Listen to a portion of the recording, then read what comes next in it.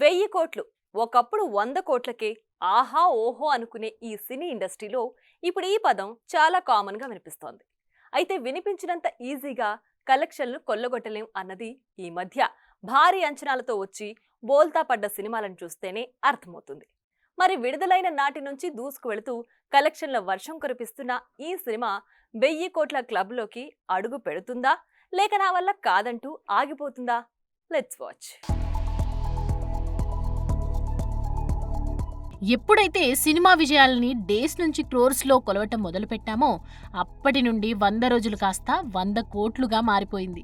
Cinema long run తగ్గడంతో వీలైనన్ని రోజుల్లోనే భారీ వసూళ్లన్నీ సాధించాలని మేకర్స్ గట్టిగానే ఫిక్స్ అయ్యారు. అయితే సరైన సినిమాతో పాటు సాలిడ్ పబ్లిసిటీ చేస్తే 1000 కోట్లు కొట్టడం కూడా పెద్ద కష్టం కాదని దంగల్, RRR, పుష్ప 2 వంటి సినిమాలు నిరూపించాయి కూడా. అయితే గత కొంతకాలంగా సరైన సక్సెస్ లేని బాలీవుడ్ కి ఊపిరి పోసిన చావా సినిమా 1000 కోట్లు కొడుతుందా లేదా అన్న ప్రశ్నే ఇప్పుడు అందరి మనసులలో మెదులుతోంది. 3వ వారంలోనే 555 కోట్ల గ్రాస్ దాటేసిందన్న మాటే కానీ ప్రాక్టికల్ గా చూసుకుంటే చావా 1000 crore అందుకోవటం సులభమైతే కాదు.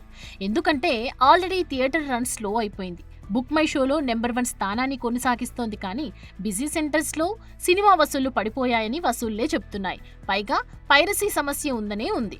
అందులోనే కంటెంట్ పరంగా ఇది ఒక కులం, ప్రత్యేకించి మహారాష్ట్రకు సంబంధించినది కావటంతో కొన్ని వర్గాలు చావాకు దూరంగా ఉన్నాయి. లేదంటే జవాన్, స్త్రీ 2 లాగా కలెక్షన్స్ మరింత వేగంగా దూసుకెళ్లేవి. ఇలా ఎలా చూసినా 1000 కోట్లు అందుకోవటం కష్టంగానే కనిపిస్తోంది. ఒకవేళ సాధిస్తే అద్భుతమని చెప్పొచ్చు. చైనా, జపాన్ లాంటి దేశాల్లో భవిష్యత్తులో విడుదల చేసిన అక్కడి జనాలకు ఏ మేరకు కనెక్ట్ అవుతుందో చెప్పడం కష్టమే.